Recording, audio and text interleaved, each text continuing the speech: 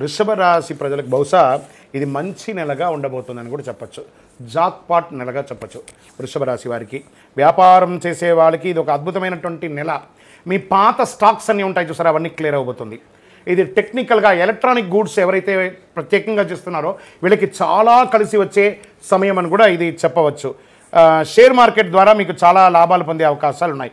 విభిన్న రకాలలో multiple income source అని కూడా చెప్పచ్చు. విలాసవంతమైనటువంటి జీవనశైలి గడపడానికి మీకు కావలసినటువంటి వస్తు సామగ్రిలను కొంటూ ఉంటారు.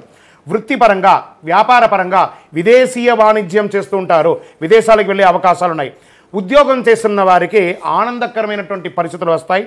ఆశించిన ప్రమోషన్స్ కానీ, మంచి పేరు కానీ, మీకు అవార్డ్స్ కానీ పొందే అవకాశాలు బాగా ఉన్నాయి. పరిపాలనా వర్గంలో ఉన్నటువంటి వారికి మంచి మద్దతు వస్తుంది.